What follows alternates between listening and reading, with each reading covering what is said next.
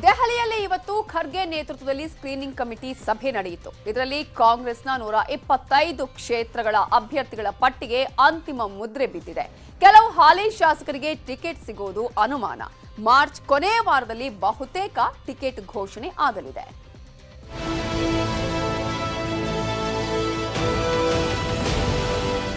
ಕರ್ನಾಟಕದಲ್ಲಿ ಶತಾಯಗತಾಯ ಗೆಲ್ಲಬೇಕೆಂಬ ಹಠಕ್ಕೆ ಕಾಂಗ್ರೆಸ್ ಬಿದ್ದಿದೆ. ಹೀಗಾಗಿನೇ 2 ತಿಂಗಳಿನಿಂದ ಭರ್ಜರಿ ಪ್ರಚಾರ ಮಾಡ್ತಾ ಕ್ಷೇತ್ರಗಳಲ್ಲಿ ಜನಾಭಿಪ್ರಾಯ ಸಂಗ್ರಹಿಸಿದೆ. ಯಾವ ಅಭ್ಯರ್ಥಿ ಸೂಕ್ತ, ಯಾರ ಪರ ಜನರ ಬಲವಿದೆ ಅಂತೆಲ್ಲ ಲೆಕ್ಕ ಹಾಕಿದೆ. ಜೊತೆಗೆ 3 ಸಲ ಖಾಸಗಿ ಸಮೀಕ್ಷೆ ನಡೆಸಿದ್ದ ವರದಿ ಹಿಡಿದು ಅಭ್ಯರ್ಥಿಗಳ ಆಯ್ಕೆ ಸಂಬಂಧ ದೆಹಲಿಯಲ್ಲಿ ಖರ್ಗೆ ನೇತೃತ್ವದಲ್ಲಿ ಕಾಂಗ್ರೆಸ್ ಸ್ಕ್ರೀನಿಂಗ್ ಕಮಿಟಿ ಸಭೆ ನಡೆಯಿತು.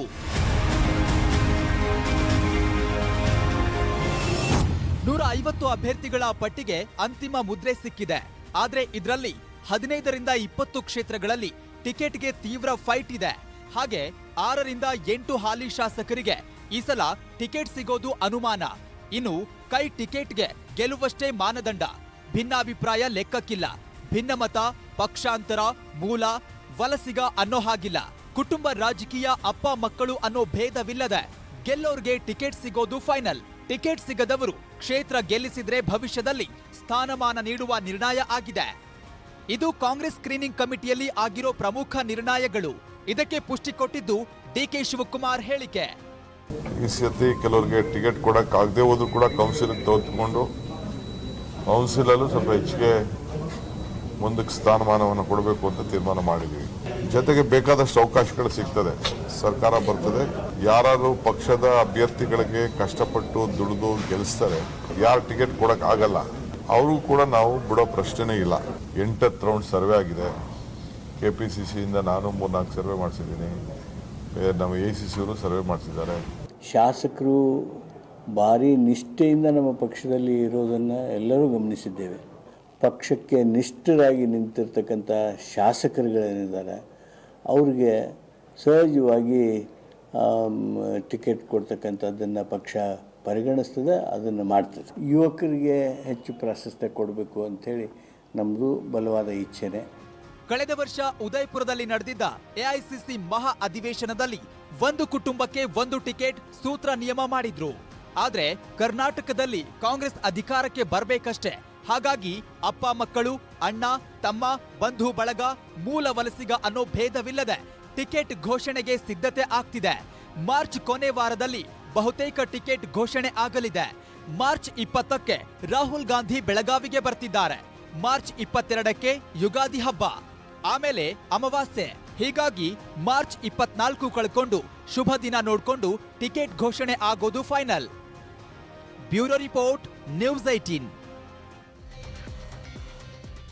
ಇಲ್ಲಿ ಮಾನದಂಡ ಏನಿದ್ರು ಗೆಲುವು ಮಾತ್ರ. ಅದರಲ್ಲಿ ಕುಟುಂಬ ಆಗಿರ್ಬೋದು, ಅಪ್ಪ ಮಗ ಅಥವಾ ಕುಟುಂಬ ರಾಜಕಾರಣಕ್ಕೆ ಟಿಕೆಟ್ ಇಲ್ಲ ಅನ್ನುವಂತಹ ರೀತಿಯೇ ಇಲ್ಲ.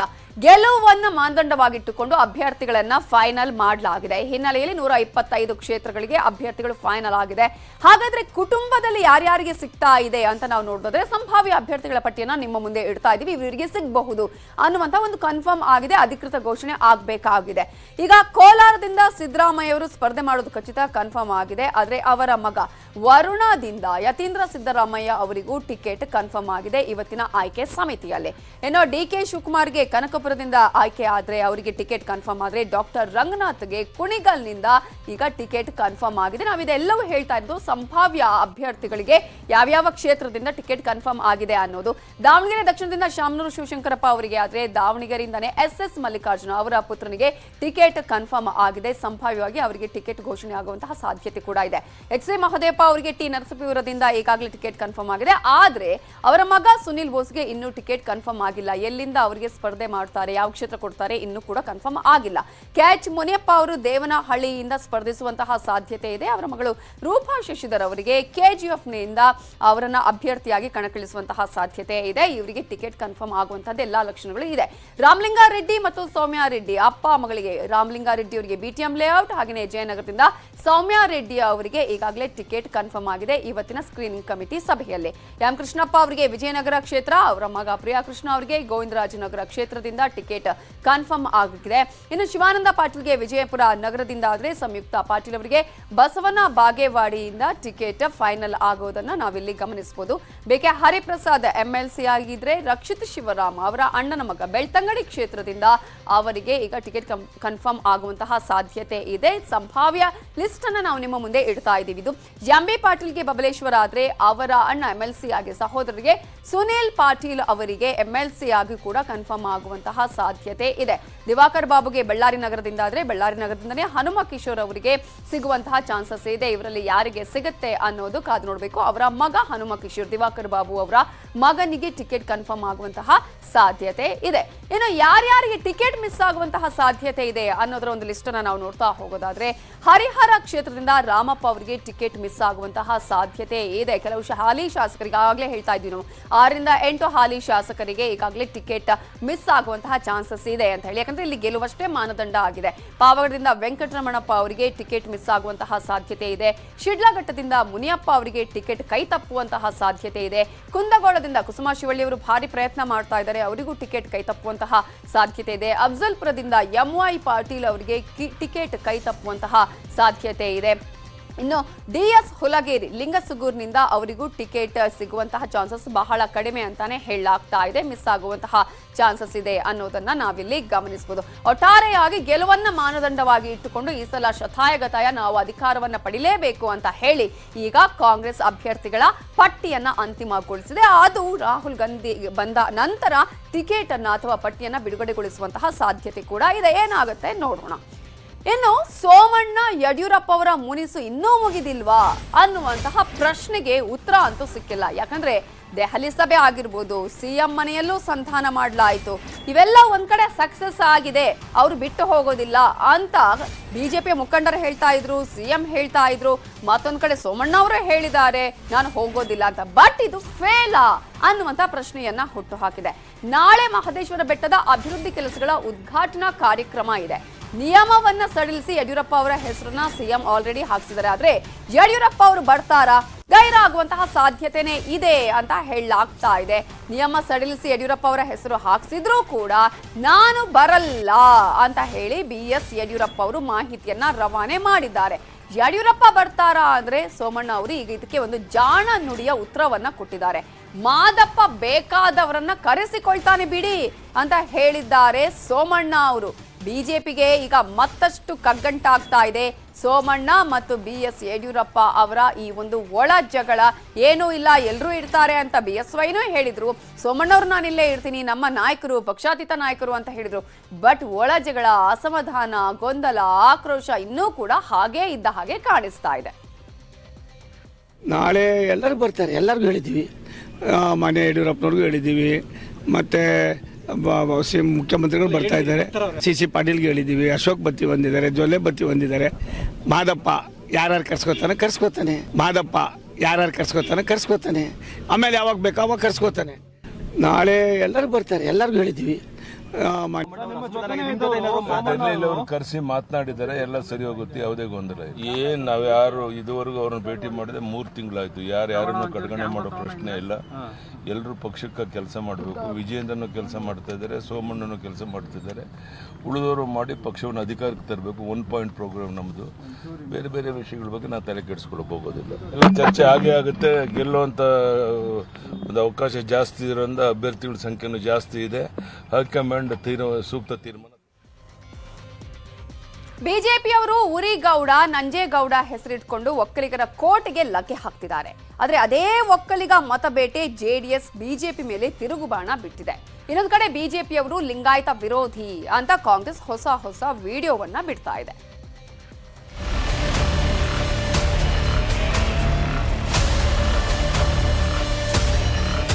ಮೋದಿ ಮಂಡ್ಯಗೆ ಬಂದಾಗ ಉರಿಗೌಡ, ನಂಜೇಗೌಡ ಮಹಾದ್ವಾರ ಹಾಕಿದ್ರು ಬಿಜೆಪಿಯವರು. ಆಮೇಲೆ ಉರಿಗೌಡ, ನಂಜೇಗೌಡ ಟಿಪ್ಪುವನನ್ನ ಕೊಂದವ್ರು ಅಂತ ಬಿಜೆಪಿಯವರು ಹಿರಿ ಹಿಗ್ಗಿ ಕಾಂಗ್ರೆಸ್ JDS ಮೇಲೆ ಮುಗಿಬಿದ್ರು. ಇಲ್ಲರ ನಮ್ಮ ಸಿದ್ದರಾಮಯ್ಯರು ಟಿಪ್ಪು ಸುತ್ತ ಸಿದ್ದರಾಮಯ್ಯ ಅವರು ಬಂದ್ಬಿಡ್ತಾರೆ.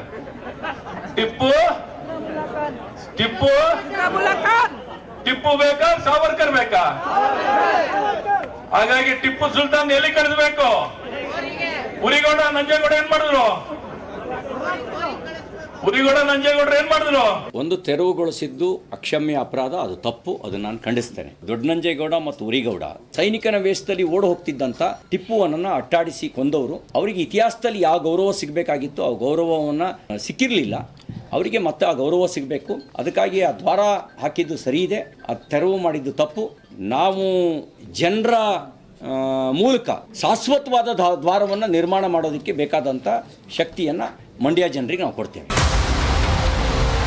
ಇಷ್ಟಕ್ಕೆ ಸುಮ್ಮನಾಗದ ಸಚಿವ ಮುನಿರತ್ನ ನಿನ್ನೆ ಕರ್ನಾಟಕ ಫಿಲಂ ಚೇಂಬರ್ನಲ್ಲಿ ಉರಿಗೌಡ ನಂಜೇಗೌಡ ಹೆಸರಲ್ಲಿ ಐತಿಹಾಸಿಕ ಸಿನಿಮಾ ಮಾಡ್ತೀವಿ ಅಂತ ವೃಷಭಾದ್ರಿ ಪ್ರೊಡಕ್ಷನ್ ಹೆಸರಲ್ಲಿ ನೋಂದಣಿ ಮಾಡಿಸಿದ್ದಾರೆ. ಉರಿಗೌಡ ನಂಜೇಗೌಡ ಇಲ್ಲ ಅಂದ್ರೆ ನಂಜೇಗೌಡ ಉರಿಗೌಡ ಹೆಸರಲ್ಲಾದ್ರೂ ಸಿನಿಮಾ ಮಾಡ್ತೀನಿ ಅಂತಿದ್ದಾರೆ. ನಮ್ಮ ಅಶೋಕ್ ಮತ್ತು ಅಶ್ವಥ್ ನಾರಾಯಣ್ ಅವರು ಭಾಳಷ್ಟು ಸಂಶೋಧನೆ ಮಾಡಿ ಈ ಒಂದು ಉರಿಗೌಡ್ರದ್ದು ಏನಿದೆ ಟಿಪ್ಪುನ ಕೊಂದಂಥದ್ದು ಅವರು ಭಾಳ ಸ್ಪಷ್ಟವಾಗಿ ಹೇಳ್ತಾ ಇದ್ದಾರೆ. ನೋಡಿ, ಇಷ್ಟು ದಿನ ಅವರು ಇದನ್ನು ಮುಚ್ಚಿಟ್ಟಿದ್ರು, ಇವತ್ತು ಸತ್ಯ ಹೊರಗಡೆ ಬಂದಿದೆ. ಯಾರು ಮುಚ್ಚಿಟ್ಟಿದೆ ಸರ್? ಯಾರು ಅಂದರೆ ಹಿಂದೆ ಯಾರು ಮುಚ್ಚಿಟ್ಟಿದ್ರು, ಇವಾಗ ಹೊರಗಡೆ ಬಂದಿದೆ, ಅದು ಸಹಿಸ್ಕೊಳ್ಳೋಕ್ಕಾಗ್ತಾ ಇದೆ. ಇದಕ್ಕೆ ಕೆರಳಿ ಕೆಂಡವಾಗಿದ್ದ ಕುಮಾರಸ್ವಾಮಿ ಬಿಜೆಪಿಯವರನ್ನ ಇವತ್ತು ಸಖತ್ತಾಗಿ ಟಾರ್ಗೆಟ್ ಮಾಡಿ ಸಾಲು ಸಾಲು ಟ್ವೀಟ್ ಹಾಕಿದ್ದಾರೆ. ಒಕ್ಕಲಿಗರ ಮೇಲೆ ಬಿಜೆಪಿ ವಕ್ರ ದೃಷ್ಟಿ ಅಂತ ಒಂದು ಟ್ವೀಟ್. ಪರಮ ಪೂಜ್ಯ ಶ್ರೀ ಶ್ರೀ ಶ್ರೀ ಬಾಲಗಂಗಾಧರನಾಥ ಮಹಾಸ್ವಾಮೀಜಿಗಳ ಹೆಸರನ್ನ ಮರೆಮಾಚಿ ಕಲ್ಪಿತ ಹೆಸರುಗಳ ಕಮಾನು ಕಟ್ಟಿದ್ದೆ ಪರಮ ದ್ರೋಹ ಅಂತ ಒಂದು ಟ್ವೀಟ್. ಒಕ್ಕಲಿಗರಿಗೆ ಬಿಜೆಪಿಯಿಂದ ಅಗೌರವ ಅಂತ ಸಾಲು ಸಾಲು ಟ್ವೀಟ್ ಹಾಕಿದ್ದಾರೆ. ನೋಡಿ, ಈ ಸಮಾಜದ ಗೌರವವನ್ನು ಹಾಳು ಮಾಡ್ತಕ್ಕಂಥದ್ದು. ಆ ವ್ಯಕ್ತಿಗಳು ಟಿಪ್ಪುವನ್ನ ಕೊಂದಿದ್ದಾರೆ ಅನ್ನೋದಕ್ಕೆ ಇತಿಹಾಸದಲ್ಲಿ ಯಾವುದೇ ರೀತಿಯ ಕುತಂತ್ರದಿಂದ ಕೊಂದರು ಅಂತಕ್ಕಂಥದ್ದು ಇತಿಹಾಸ ಇಲ್ಲ. ಆ ಇತಿಹಾಸ ಸೃಷ್ಟಿ ಮಾಡಿರೋದು ಬಿಜೆಪಿಯವರು. ನಮ್ಮ ಸಮಾಜದ ಇಬ್ಬರು ವ್ಯಕ್ತಿಗಳ ಹೆಸರನ್ನ ಅದಕ್ಕೆ ಇಟ್ಟಿರ್ತಕ್ಕಂಥದ್ದು. ಒಕ್ಕಲಿಗ ಸಮಾಜಕ್ಕೆ ಈ ಬಿಜೆಪಿಯ ನಾಯಕರುಗಳು ಅಗೌರವ ಸಲ್ಲಿಸ್ತಾ ಇದ್ದಾರೆ. ಅದನ್ನು ನಮ್ಮ ಒಕ್ಕಲಿಗರು ಇವತ್ತು ಇದರ ವಿರುದ್ಧ ಪ್ರತಿಭಟಿಸಬೇಕಾಗ್ತದೆ, ಧಿಕ್ಕರಿಸಬೇಕಾಗುತ್ತೆ. ಬಿಜೆಪಿ ಮೇಲೆ ಲಿಂಗಾಯತ ವಿರೋಧಿ ಪಟ್ಟ. ಹಳೆ ಹೇಳಿಕೆ ಕೆಣಕಿ ಕಾಂಗ್ರೆಸ್ನಿಂದ ಟೀಕೆ. ಮೊನ್ನೆ ಸಿಟಿ ರವಿ ಮೇಲೆ ಲಿಂಗಾಯತ ವಿರೋಧಿ ಹೇಳಿಕೆ ಬಗ್ಗೆ ಟ್ವಿಟರ್ ವಾರ್ ಶುರುವಾಗಿತ್ತು. ಇದೆಲ್ಲ ಕಾಂಗ್ರೆಸ್ ಕೈವಾಡ ಅಂದಿದ್ರು ಸಿಟಿ ರವಿ. ಒಂದು ಸುದ್ದಿಗೆ ಅದಕ್ಕೆ ಏನಾದ್ರು ಅಪ್ಪ ಅಮ್ಮ ಇರಬೇಕು. ಈಗ ನಾನು ಏನಾದ್ರು ಹೇಳಿದ್ರೆ ಎಲ್ಲಿ ಹೇಳಿದೆ, ಯಾವಾಗ ಹೇಳಿದೆ, ಯಾರನ್ನು ಉದ್ದೇಶಿಸಿ ಹೇಳಿದೆ ಅನ್ನೋದು ಯಾವ್ದಾದ್ರು ಒಂದು ಕ್ಲಿಪ್ಪಿಂಗೋ ವರದಿಯೋ ಏನಾಗಿರ್ಬೇಕಿತ್ತು. ಇದು ಕಾಂಗ್ರೆಸ್ನ ಫೇಕ್ ಫ್ಯಾಕ್ಟರಿಯಿಂದ ತಯಾರು ಮಾಡಿರುವಂತ ಟೂಲ್ ಕಿಟ್ ರಾಜಕಾರಣದ ಒಂದು ಭಾಗ. ಆ ಟೂಲ್ ಕಿಟ್ ರಾಜಕಾರಣ ಹೇಗೆ ಅಂದ್ರೆ ಅದನ್ನು ಸುದ್ದಿ ಏನೋ ಅನ್ನೋ ರೀತಿಯಲ್ಲಿ ಮಾಡಿದ್ದಾರೆ. ಸಿಟಿ ರವಿ ಹೇಳಿಕೆ ಬೆನ್ನಲ್ಲೇ ಕಾಂಗ್ರೆಸ್ ಸರಣಿ ಟ್ವೀಟ್ಗಳನ್ನ ಹಾಕಿದೆ. ನಾಗಾಪುರದ ಅಜೆಂಡಾದಂತೆ ಗುಪ್ತವಾಗಿ ಲಿಂಗಾಯತರನ್ನ ಹಣಿಯಲು ಮುಂದಾಗಿದೆ ಬಿಜೆಪಿ. ಬಿಎಸ್ವೈರನ್ನ ಕಣ್ಣೀರು ಹಾಕಿಸಿ ಅಧಿಕಾರದಿಂದ ಇಳಿಸುವ ಮೂಲಕ ಈ ಅಜೆಂಡಾದ ಜಾರಿಗೆ ಚಾಲನೆ ಕೊಟ್ಟಂತಿದೆ. ಲಿಂಗಾಯತ ಸಮುದಾಯದ ಬಸವ ತತ್ವದ ವೈಚಾರಿಕ ಪ್ರಜ್ಞೆ ನಾಗಪುರಕ್ಕೆ ತತ್ವಕ್ಕೆ ವಿರುದ್ಧ ಇರುವುದರಿಂದ ಈ ಹುನ್ನಾರವೇ ಅಂತ ಆಶ್ ಲಿಂಗಾಯತ ವಿರೋಧಿ ಬಿಜೆಪಿ ಟ್ಯಾಗ್ಲೈನ್ ಹಾಕಿದೆ. ಜೊತೆಗೆ 3 ವರ್ಷಗಳ ಹಿಂದಿನ ಹೇಳಿಕೆಗಳನ್ನ ಬಿಜೆಪಿ ಶಾಸಕ ಶರಣು ಸಲಗಾರರ ಹೇಳಿಕೆ ವಿಡಿಯೋನು ಹಾಕಿ ಮಾನ ತೆಗೆದಿದೆ. ಯಾವ ಕಾಸ್ಟ್ ಇವ್ರದು? ಲಿಂಗಾಯತರ. ಲಿಂಗಾಯತರಿಗೆ ಹೆಲ್ಪ್ ಮಾಡೋದೇ ನನಗೆ ದೊಡ್ಡ ಸಮಸ್ಯೆ ಆಗಿದೆ. ಯಾವ ಕಾಸ್ಟ್ ಅದ ಇವ್ರದು? ಲಿಂಗಾಯತರ. ಲಿಂಗಾಯತರಿಗೆ ಹೆಲ್ಪ್ ಮಾಡೋದೇ ನನಗೆ ದೊಡ್ಡ ಸಮಸ್ಯೆ ಆಗಿದೆ. ಬಿಜೆಪಿಯವರು ಧರ್ಮ ರಾಜಕೀಯ ಮಾಡ್ತಾ ಹಿಂದೂ ಮತಗಳನ್ನ ಸೆಳೆಯೋ ಪ್ರಯತ್ನ ಮಾಡ್ತಿದ್ದಾರೆ. ಕಾಂಗ್ರೆಸ್ನವರು ಲಿಂಗಾಯತ ಅಸ್ತ್ರ ಬಿಡ್ತಿದ್ರೆ ಜೆಡಿಎಸ್ನವರು ಒಕ್ಕಲಿಗ ಅಸ್ತ್ರ ಬಿಟ್ಟು ಬಿಜೆಪಿಗೆ ಲೋಕಲ್ ಹೊಡೆತ ಕೊಡ್ತಿದೆ. ಒಟ್ನಲ್ಲಿ 2023ರ ಚುನಾವಣೆ ಜಾತಿ ಧರ್ಮ ರಾಜಕೀಯ ಆಗ್ತಿರೋದಂತೂ ಸತ್ಯ. Bureau report, news 18. ಜೆಡಿಎಸ್ ಒಕ್ಕಲಿಗರ ಅಸ್ತ್ರ, ಕಾಂಗ್ರೆಸ್ ಲಿಂಗಾಯತ ಅಸ್ತ್ರ ಹಿಡಿದು ಬಿಜೆಪಿ ಮೇಲೆ ಮುಗಿ ಬೀಳ್ತಿದೆ. ಆದ್ರೆ ಬಿಜೆಪಿಯವರು ಮದರಸಾ ನಿಷೇಧ ಅಂತ ಬ್ರಹ್ಮಾಸ್ತ್ರ ಬಿಟ್ಟಿದ್ದಾರೆ.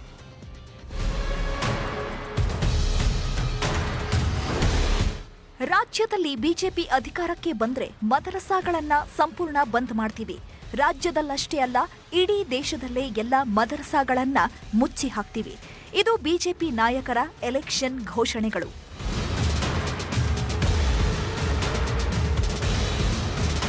ಕರ್ನಾಟಕದಲ್ಲಿ ಬಿಜೆಪಿ ಪರ ಪ್ರಚಾರ ಮಾಡ್ತಿರೋ ಅಸ್ಸಾಂ ಮುಖ್ಯಮಂತ್ರಿ ಬಿಸ್ವಾಸ್ ಹಾಗೂ ಬಸನಗೌಡ ಪಾಟೀಲ್ ಯತ್ನಾಳ್ ಇಬ್ಬರು ಕೊಟ್ಟಿರೋ ಹೇಳಿಕೆಗಳು. 200 ಮದರಸಾ ಕ್ಲೋಸ್ ಮಾಡಿಸಿದ್ದೀನಿ. ಇಡೀ ದೇಶದಲ್ಲಿ ಮದರಸಾ ಮುಚ್ಚಿಸಬೇಕು.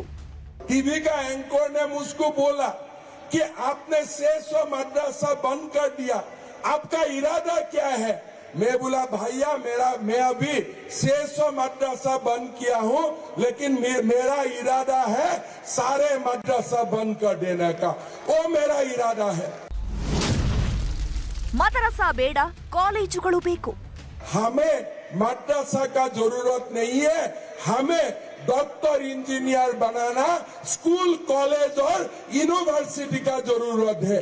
ये नया भारत का मदरसा का जरूरत नहीं है. ಮದರಸಾ ಮುಚ್ತೀವಿ ಅಂದ್ರೆ ಇವರಿಗ್ಯಾಕೆ ಸಿಟ್ಟು? ಕಾಂಗ್ರೆಸ್ನವರು ಮೊಘಲ್ ಸಂತತಿಯವರ.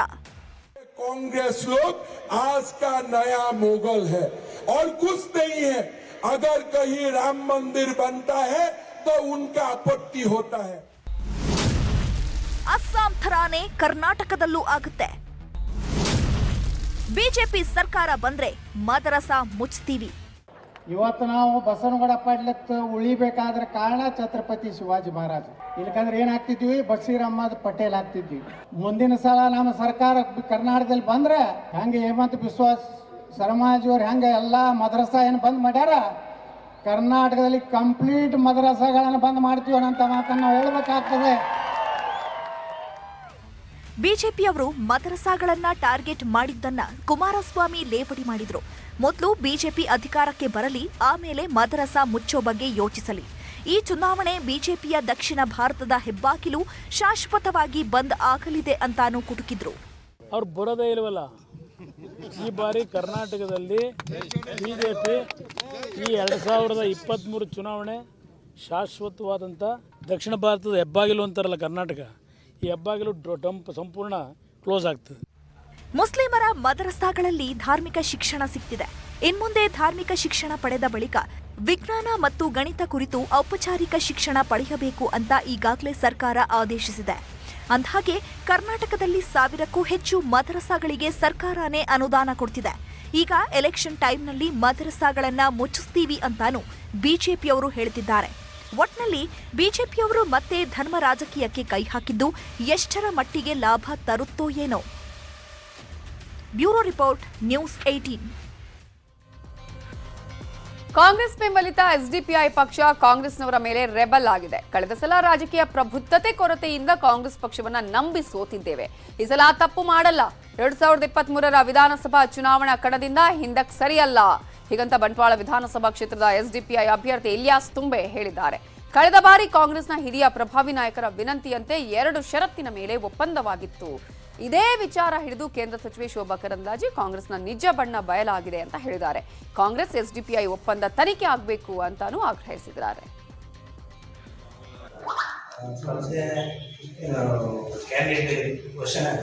ನಂತರ ಹಿಂಪಡೆಯುವಂಥದ್ದು ಮಾಮೂಲಿಯಾಗಿರುವುದು. ವಿಶಾಲವಾದಿ ಜನರು ಅದನ್ನೇ ಮಾತಾಡ್ಕೊಳ್ತಿದ್ದಾರೆ. ಅವರು ಈ ಬಾರಿ ಕೂಡ ವಾಪಸ್ ತೆಗಿದ್ದಾರೆ. ಅಂದರೆ ಆ ಕಡೆಯಿಂದ ತೆಗಿಲಿಕ್ಕೆ ಕಾಂಗ್ರೆಸ್ ಅವರು ಕೊಡ್ತಾರೆ, ಈ ಕಡೆಯಿಂದ ಇರ್ಲಿಕ್ಕೆ ಬಿಜೆಪಿಯವರು ಹಣ ಕೊಡ್ತಾರೆ ಅನ್ನೋ ಆರೋಪ ಕೂಡ ನಿಮ್ಮ ಮೇಲೆ ಹಾಗಾಗಿ ಈ ಬಾರಿ ಇಲ್ಲ. ಅದು ಇಷ್ಟರವರೆಗೆ ನಾವು ಅಂತ ಒಂದು ಮಾಡಿದ್ದು ನಮಗೆ ರಾಜಕೀಯದ ಒಂದು ಪ್ರಬುದ್ಧತೆ ಕೊರತೆ ಅಂತ ಹೇಳ್ಬೋದು. ಹಾಗೆ ಆಗಿದೆ, ಆದ್ರೆ ಇನ್ನೂ ಆಗಿಲ್ಲ. ನಾವೆಲ್ಲ ರಾಜಕೀಯವಾಗಿ ಚೆನ್ನಾಗಿ ಕಲಿತಿದ್ದೀವಿ. ಒಮ್ಮೆ ಘೋಷಣೆ ಆದ ನಂತರ ಹಿಂತೆಗೆಯುವಂಥದ್ದು ಅಥವಾ ನಾಮಪತ್ರ ಹಿಂಪಡೆಯುವಂಥದ್ದನ್ನ ಅದು ನಮ್ಮ ಪಾಲಿಸಿಯಲ್ಲೇ ಇಲ್ಲ. ಕಳೆದ ಸಲ ನಾವು ಯಾಕೆ ಹಿಂಪಡೆಯುವುದು ಅಂತ ಹೇಳಿದ್ರೆ, ನಾವು ಕಳೆದ 5 ವರ್ಷದ ಹಿಂದೆ ಕಳೆದ ವಿಧಾನಸಭಾ ಚುನಾವಣೆಯಲ್ಲಿ 25 ಕಡೆಯಲ್ಲಿ ಸ್ಪರ್ಧೆ ಮಾಡಬೇಕಂತ ತೀರ್ಮಾನ ಮಾಡಿ ಕೆಲವೊಂದು ಘೋಷಣೆ ಕೂಡ ಆಗಿತ್ತು, ಬಂಟ್ವಾಳ ಸಮೇತ. ಆದ್ರೆ ಲಾಸ್ಟ್ ಮೂಮೆಂಟ್ಗೆ ನಮ್ಮ ಈ ಎಲ್ಲಾ ಕಡೆ ನಮ್ಗೆ ಅರ್ಥ ಆಗಿರುವಂತದ್ದು, ಕಳೆದ ಚುನಾವಣೆಯಲ್ಲಿ ಸಿದ್ದರಾಮಯ್ಯನವರು ಪಾಪ್ಯುಲರ್ ಫ್ರಂಟ್ ಆಫ್ ಇಂಡಿಯಾಕ್ಕೆ KFDಗೆ ಸಹಾಯವನ್ನ ಮಾಡಿರುವಂತದ್ದು, ಅವರ ಕೇಸನ್ನ ಬಿ ರಿಪೋರ್ಟ್ ಕೊಟ್ಟಿರುವಂತದ್ದು, ಜೈಲಿಂದ ಬಿಡುಗಡೆ ಮಾಡಿರುವಂತದ್ದು, SDPI ಜೊತೆ ಹೊಂದಾಣಿಕೆ ರಾಜಕಾರಣಕ್ಕಾಗಿ ಅವ್ರು ಮಾಡಿದ್ರು, ಒಂದು ಸಮುದಾಯವನ್ನ ಓಲೈಕೆ ಮಾಡೋದಕ್ಕಾಗಿ ಅವ್ರು ಮಾಡಿದ್ರು ಅನ್ನುವಂಥದ್ದು ಸ್ಪಷ್ಟ ಆಗ್ತಾ ಇದೆ. ಅದಕ್ಕಾಗಿ ಇವತ್ತು ಕಾಂಗ್ರೆಸ್ಸಿನ ಮತ್ತು SDPIನ ಸಂಬಂಧದ ಬಗ್ಗೆನೆ ತನಿಖೆ ಆಗಬೇಕು, ಚರ್ಚೆ ಆಗಬೇಕು, ಜನ ಇದರ ಬಗ್ಗೆ ಅರ್ಥ. ಚುನಾವಣೆ ಹತ್ತಿರ ಆಗ್ತಿದ್ದಂತೆ ರಾಜ್ಯದ ಹಲವು ಕ್ಷೇತ್ರಗಳಲ್ಲಿ ಚುನಾವಣಾ ರಾಜಕೀಯ ರಂಗೇರ್ತಿದೆ. ಎಲ್ಲೆಲ್ಲಿ ಏನೇನಾಯ್ತು ನೋಡೋಣ ಬನ್ನಿ.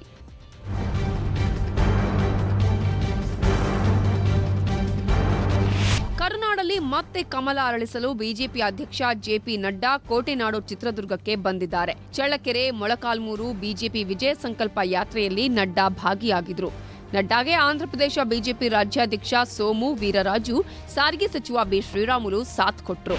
ಶಿವಮೊಗ್ಗದ ಶಿಕಾರಿಪುರದಲ್ಲಿ ಮಾಜಿ ಸಿಎಂ ಬಿಎಸ್ವೈ ನೂತನ ಕೆಎಸ್ಆರ್ಟಿಸಿ ಬಸ್ ನಿಲ್ದಾಣ ಉದ್ಘಾಟಿಸಿ ಕ್ರಾಂತಿವೀರ ಸಂಗೊಳ್ಳಿ ರಾಯಣ್ಣ ಹೆಸರಿಟ್ಟಿದ್ದಾರೆ. 4 ಕೋಟಿ ಖರ್ಚು ಮಾಡಿ ಬಸ್ ನಿಲ್ದಾಣ ನಿರ್ಮಿಸಿ ರಾಯಣ್ಣ ಹೆಸರಿಟ್ಟಿದ್ದೀವಿ. ರಾಯಣ್ಣ ಹೆಸರಲ್ಲಿ ಘೋಷಣೆ ಕೂಗ್ರೋ ಅದನ್ನೂ ಹೇಳ್ಕೊಡ್ಬೇಕಾ ಅಂತ ಕಾರ್ಯಕರ್ತರ ವಿರುದ್ಧ ಸಂಸದ ಬಿವೈ ರಾಘವೇಂದ್ರ ಗರಂ ಆದ್ರು. ಶಿಕಾರಿಪುರದ ಶಿರಾಳಕೊಪ್ಪದಲ್ಲಿರೋ ಶಿವಶರಣೆ ಅಕ್ಕ ಮಹಾದೇವಿಯ 65 ಅಡಿ ಎತ್ತರದ ಪುತ್ಥಳಿಯನ್ನ ಸಿಎಂ ಬೊಮ್ಮಾಯಿ ಲೋಕಾರ್ಪಣೆ ಮಾಡಿದ್ರು. ಕರ್ನಾಟಕ ಕಂಡ ಅಪರೂಪದ ಕಣ್ಮಣಿ ಯಡಿಯೂರಪ್ಪ. ಶಿಕಾರಿಪುರ ಇಡೀ ಶರಣ ಕುಲಕ್ಕೆ ಜನ್ಮ ಕೊಟ್ಟ ಪುಣ್ಯಭೂಮಿ. ಧೈರ್ಯವೇ ಸಾಧನೆಗೆ ಮೂಲ, ಅದನ್ನ ಬಿಎಸ್ವೈ ಮಾಡಿ ತೋರಿಸಿದ್ದಾರೆ ಅಂತ ಯಡಿಯೂರಪ್ಪ ಅವರನ್ನ ಸಿಎಂ ಹಾಡಿ ಹೊಗಳಿದ್ರು. ಸಿದ್ದರಾಮಯ್ಯ ಸ್ಪರ್ಧಿಸುತ್ತಿರೋ ಕೋಲಾರ ಕಾಂಗ್ರೆಸ್ನಲ್ಲಿ ಮುನಿಸು ದೂರವಾಗಿದೆ. ಮುನಿಯಪ್ಪ, ರಮೇಶ್ ಕುಮಾರ್ ಒಟ್ಟೊಟ್ಟಿಗೆ ಪ್ರಚಾರ ಮಾಡ್ತಿದ್ದಾರೆ. ಸಿದ್ದರಾಮಯ್ಯ ಗೆಲ್ಲಿಸಲು ಇಬ್ಬರು ಬೂತ್ ಕಮಿಟಿ ಗ್ರಾಮೀಣ ಭಾಗದಲ್ಲಿ ಒಂದಾಗಿ ಕೆಲಸ ಮಾಡ್ತಿದ್ದಾರೆ. ಲಿಂಗಾಯತ ಸಮುದಾಯ ನನ್ನ ಮನೆ ಮಗನ ತರಹ ನೋಡಿದೆ, ಅದರಲ್ಲಿ ಕಾಂಗ್ರೆಸ್ ಹುಳಿ ಹಿಂಡೋ ಕೆಲಸ ಮಾಡ್ತಿದೆ ಅಂತ ಸಿಟಿ ರವಿ ಕಿಡಿಕಾರಿದ್ದಾರೆ. ಬೆಳಗಾವಿ ಜಿಲ್ಲಾಡಳಿತ ಗೋಕಾಕ್ ಶಾಸಕ ರಮೇಶ್ ಜಾರಕಿಹೊಳಿ ಆಪ್ತ ಸೇರಿ ಇಬ್ಬರ ವಿರುದ್ಧ ಎಫ್ಐಆರ್ ಆಗಿದೆ. ಜಿಲ್ಲಾಡಳಿತ ಬಾಡೂಟ ಆಯೋಜನೆ ಗಿಫ್ಟ್ ನೀಡದಂತೆ ಆದೇಶ ಹೊರಡಿಸಿತ್ತು. ಆದರೆ ಮಾರ್ಚ್ 15ರಂದು ಬೆಳಗಾವಿಯ ಸಂತಿ ಬಸ್ತವಾಡ ಗ್ರಾಮದಲ್ಲಿ ಬಾಡೂಟ ಆಯೋಜಿಸಿದ್ರು. ಅದಕ್ಕೆ ನೀತಿ ಸಂಹಿತೆ ಉಲ್ಲಂಘನೆಯಡಿಯಲ್ಲಿ ಆಯೋಜಕ ನಾಗೇಂದ್ರ ನಾಯಕ್, ನಾಗೇಶ್ ಮನ್ನೋಳ್ಕರ್ ವಿರುದ್ಧವೂ ಎಫ್ಐಆರ್ ದಾಖಲಾಗಿದೆ. ಚನ್ನಪಟ್ಟಣದಲ್ಲಿ ಮಾಜಿ ಸಚಿವ ಸಿಪಿ ಯೋಗೇಶ್ವರ್ ನೂತನವಾಗಿ ಮಹದೇಶ್ವರ ದೇವಸ್ಥಾನ ಕಟ್ಟಿಸಿದ್ದಾರೆ. ಪತ್ನಿ ಸಮೇತ ಮಹದೇಶ್ವರ ದೇವಾಲಯದಲ್ಲಿ ಹೋಮ ಹವನ ನೆರವೇರಿಸಿ ಸಾವಿರಾರು ಭಕ್ತರಿಗೆ ಅನ್ನ ಸಂತರ್ಪಣೆ ಮಾಡಿದ್ರು. ಕುಮಾರಸ್ವಾಮಿ ವೈಯಕ್ತಿಕ ಕಾರಣಕ್ಕೆ ಪೂಜೆ ಮಾಡಿದ್ದಾರೆ. ನಾವು ಧಾರ್ಮಿಕ ಉದ್ದೇಶದಿಂದ ಮಾಡ್ತಿದ್ದೇವೆ ಅಂತ ಸಿಪಿವೈ ಟಾಂಗ್ ಕೊಟ್ರು. ಬಾಗಲಕೋಟೆಯ ಜಮಖಂಡಿ ನಗರದಲ್ಲಿ ಶಾಸಕ ಆನಂದ್ ನ್ಯಾಮಗೌಡ ವಿರುದ್ಧ ಬಿಜೆಪಿಗರು ಪ್ರತಿಭಟನೆ ಮಾಡಿದರು. ಕಳೆದ ಮಾರ್ಚ್ 15ರಂದು ಮೌಲಾನಾ ಅಬ್ದುಲ್ ಕಲಾಂ ಆಜಾದ್ ಸರ್ಕಲ್ ನಿರ್ಮಾಣಕ್ಕೆ ಶಾಸಕ ಆನಂದ ನ್ಯಾಮಗೌಡ ವಿವಿಧ ಸಂಘಟನೆಗಳು ಮುಂದಾಗಿದ್ವು. ಆದರೆ ಸರ್ಕಲ್ ನಿರ್ಮಾಣಕ್ಕೆ ಪಿಎಸ್ಐ ಬಸವರಾಜ ಕೊಣ್ಣೂರ ತಡೆ ಹಿಡಿದಿದ್ರು. ಈ ವೇಳೆ ಪಿಎಸ್ಐ ಹಾಗೂ ಶಾಸಕ ಆನಂದ್ ನ್ಯಾಮಗೌಡ ನಡುವೆ ಮಾತಿನ ಚಕಮಕಿ, ವಾಗ್ವಾದ ಆಗಿತ್ತು. ಶಾಸಕರ ವರ್ತನೆ ಖಂಡಿಸಿ ಬಿಜೆಪಿ ಪ್ರತಿಭಟನೆ ನಡೆಸಿ ಜಂಬುಕೇಶ್ವರ ವೃತ್ತ ಎಂದು ನಾಮಕರಣ ಮಾಡೋಕೆ ತಹಶೀಲ್ದಾರ್ಗೆ ಮನವಿ ಮಾಡಿದ್ದಾರೆ. ದೇವರ ಹಿಪ್ಪರಗಿ ಕಾಂಗ್ರೆಸ್ನಲ್ಲಿ ಅಸಮಾಧಾನ ಭುಗಿಲೆದ್ದಿದೆ. ಟಿಕೆಟ್ಗಾಗಿ 9 ಮಂದಿ ಅರ್ಜಿ ಸಲ್ಲಿಸಿದ್ದು, ಇವರ ಪೈಕಿ ಎಸ್ಆರ್ ಪಾಟೀಲ್ಗೆ ಟಿಕೆಟ್ ನೀಡಲು ಕೆಪಿಸಿಸಿ ಮುಂದಾಗಿರುವುದಕ್ಕೆ ಟಿಕೆಟ್ ಆಕಾಂಕ್ಷಿಗಳು ಆಕ್ರೋಶ ಹೊರಹಾಕಿದ್ದಾರೆ. ಕೋಲಾರದ ಬೇತಮಂಗಲ ಪೊಲೀಸ್ ಠಾಣೆ ಬಳಿ ಕೆಜಿಎಫ್ ಕಾಂಗ್ರೆಸ್ ಶಾಸಕಿ ರೂಪಾ ಶಶಿಧರ್ ಹಾಗೂ ನೂರಾರು ಬೆಂಬಲಿಗರು ಪ್ರತಿಭಟನೆ ನಡೆಸಿದ್ದಾರೆ. ಶಾಸಕಿಗೆ ಸಂಬಂಧಿಸಿದ ದಿನಸಿ ಗೋದಾಂ ಮೇಲೆ ಅಧಿಕಾರಿಗಳು ಮೇಲಿಂದ ಮೇಲೆ ದಾಳಿ ಮಾಡುತ್ತಿದ್ದು, ಇದನ್ನು ಖಂಡಿಸಿ ಆಕ್ರೋಶ ಹೊರಹಾಕಿದ್ದಾರೆ. ಯಡಿಯೂರಪ್ಪ 80ನೇ ಹುಟ್ಟುಹಬ್ಬದ ಅಂಗವಾಗಿ ಬಿಎಸ್ವೈ ಆಪ್ತ ಕೆಆರ್ಐಜಿಎಲ್ ಅಧ್ಯಕ್ಷ ರುದ್ರೇಶ್ ಚಾಮರಾಜನಗರ ರೈತರಿಗೆ ಕೊಡುಗೆ ನೀಡಲಿದ್ದಾರೆ. ರಿಯಾಯಿತಿ ದರದಲ್ಲಿ 80 ರೈತರಿಗೆ ಟ್ರ್ಯಾಕ್ಟರ್ ಉಡುಗೊರೆ ನೀಡಿ ಜೊತೆಗೆ ವೈಯಕ್ತಿಕವಾಗಿ ತಲಾ 2 ಲಕ್ಷ ಸಹಾಯಧನ ಮಾಡಲಿದ್ದಾರೆ. ಬೆಂಗಳೂರು ಕರಗವನ್ನ ನಾಟಕ ಅಂತ ಟೀಕೆಗೆ ಗುರಿ ಮಾಡಿದ್ದ ಶಾಂತಿನಗರ ಕಾಂಗ್ರೆಸ್ ಶಾಸಕ ಎನ್ಎ ಹ್ಯಾರಿಸ್ ಮತ್ತೊಮ್ಮೆ ಕ್ಷಮೆ ಕೇಳಿದ್ದಾರೆ. ಸಾಮಾಜಿಕ ಜಾಲತಾಣಗಳ ಮೂಲಕ ಕ್ಷಮೆ ಕೋರಿದ್ರೂ ಸುಮ್ಮನಾಗದ ತಿಗಳ ಸಮಾಜದ ಮುಖಂಡರು ಆಕ್ರೋಶ ಹೊರಹಾಕಿದರು. ಇವತ್ತು ತಿಗಳರಪೇಟೆಯಲ್ಲಿರುವ ವಿಶ್ವವಿಖ್ಯಾತ ಬೆಂಗಳೂರು ಕರಗ ಶಕ್ತ್ಯೋತ್ಸವದ ಧರ್ಮರಾಯ ಸ್ವಾಮಿ ದೇವಸ್ಥಾನಕ್ಕೆ ಹ್ಯಾರಿಸ್ ಭೇಟಿ ಕೊಟ್ಟು ಕ್ಷಮೆ ಯಾಚಿಸಿದರು. ಇದಿಷ್ಟು ಇವತ್ತಿನ ಚುನಾವಣಾ ಚದುರಂಗದ highlights. Bureau report, news 18. Adani ವಿಷಯದಲ್ಲಿ ಬಿಜೆಪಿಯವರು ಹಠ ಬಿಡ್ತಿಲ್ಲ. ಲಂಡನ್ ಹೇಳಿಕೆ ವಿಷಯದಲ್ಲಿ ರಾಹುಲ್ ಸೇರಿ ಕೈ ನಾಯಕರು ಕ್ಷಮೆ ಕೇಳಲು ಒಪ್ತಿಲ್ಲ. ಇಬ್ಬರ ಜಗಳ ನೋಡಿ ನೋಡಿ ಇವತ್ತು ಸಂಸತ್ನಲ್ಲಿ ಮೈಕ್ಗಳೇ ಆಫ್ ಆಗೋಯ್ತಂತೆ. कार्रवाई 2 बजे तक के लिए स्थगित की जाती है, 11 बजे तक के लिए स्थगित की जाती है, आज 2 बजे तक के लिए स्थगित की जाती है. ಅದಾನಿ ಹಗರಣದ ಬಗ್ಗೆ ತುಟಿಬಿಚ್ಚದ ಮೋದಿ ಸರ್ಕಾರದ ಮಂತ್ರಿಗಳು ರಾಹುಲ್ ಗಾಂಧಿ ಭಾಷಣಕ್ಕೆ ಅಡ್ಡಿಪಡಿಸಿದ್ರು. ಭಾರತದ ಪ್ರಜಾಪ್ರಭುತ್ವಕ್ಕೆ ಲಂಡನ್ನಲ್ಲಿ ರಾಹುಲ್ ಅಗೌರವ ಮಾಡಿದ್ದಾರೆ, ಕ್ಷಮೆ ಕೇಳಿ ಅಂತ ಬಿಜೆಪಿಯವರು ಪಟ್ಟು ಹಿಡಿದ್ರು.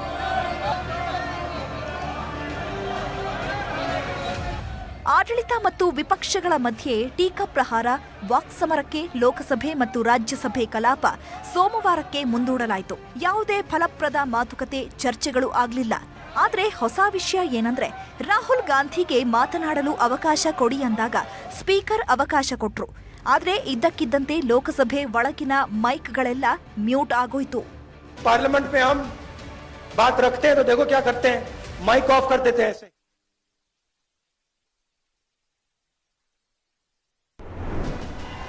यहाँ पे तो कंट्रोल है माइक का, पार्लियामेंट हाउस में वहां पे ऐसे ही बंद हो जाता है 2 मिनट में.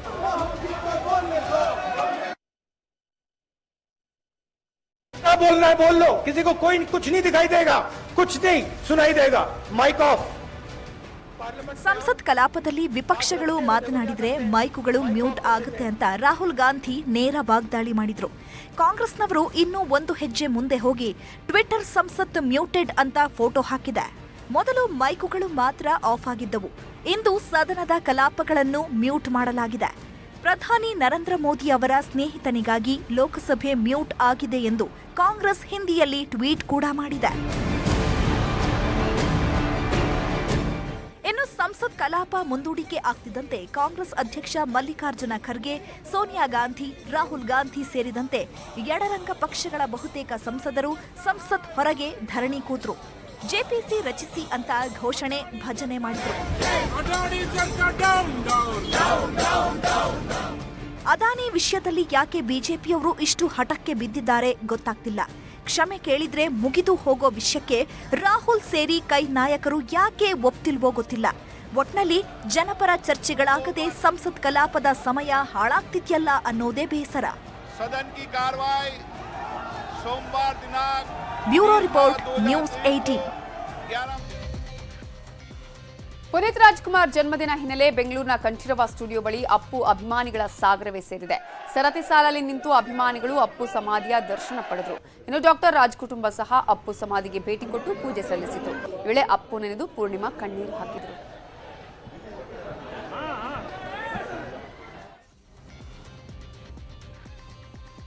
ಇನ್ನು ಅಭಿಮಾನಿ ಕೈಯಲ್ಲಿ ಅರಳಿದ ಪವರ್ ಸ್ಟಾರ್ ಪುನೀತ್ ರಾಜ್ಕುಮಾರ್ ಅಪ್ಪು ಮೇಣದ ಪ್ರತಿಮೆ ಅರಳಿದ್ದು 9 ಲಕ್ಷ ವೆಚ್ಚದಲ್ಲಿ 4 ಅಡಿ ಎತ್ತರದ ಅಪ್ಪು ಮೇಣದ ಪ್ರತಿಮೆಯನ್ನ ಅಭಿಮಾನಿ ಅದ್ವೈಕ್ ಕೈ ಚಳಕದಲ್ಲಿ ಅರಳಿಸಲಾಗಿದೆ. ಕಿಚ್ಚ ಸುದೀಪ್ ನೇತೃತ್ವದ ಕರ್ನಾಟಕ ಬುಲ್ಡೋಸರ್ಸ್ ತಂಡ ಅಪ್ಪು ಹುಟ್ಟುಹಬ್ಬಕ್ಕೆ ವಿಶ್ ಮಾಡಿದೆ. ಸೂರ್ಯನೊಬ್ಬ ಚಂದ್ರನೊಬ್ಬ.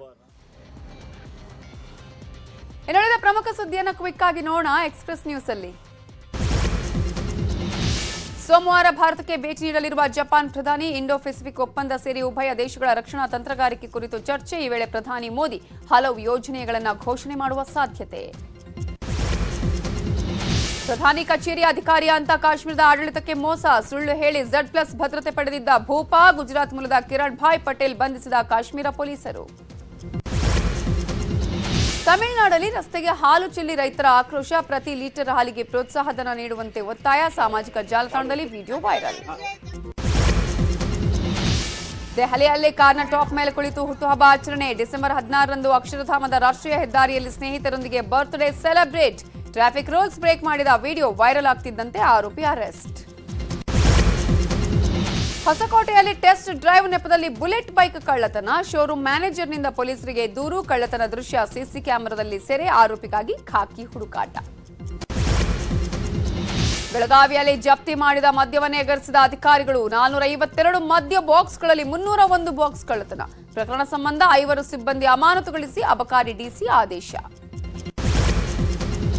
ಕೋಲಾರದ ಬಳಿ ರಸ್ತೆ ಬದಿ ಗುಂಡಿಗೆ ಕಾರು ಬಿದ್ದು ದಂಪತಿ ಸಾವು. ಮಗಳನ್ನ ವಿದೇಶ ಪ್ರಯಾಣಕ್ಕೆ ಬಿಟ್ಟು ಮರಳುತ್ತಿದ್ದಾಗ ದುರಂತ. ಕ್ರೇನ್ ಸಹಾಯದಿಂದ ಕಾರು ಮೇಲೆತ್ತಿ ಮೃತದೇಹಗಳನ್ನು ಹೊರತೆಗೆದ ಸಿಬ್ಬಂದಿ.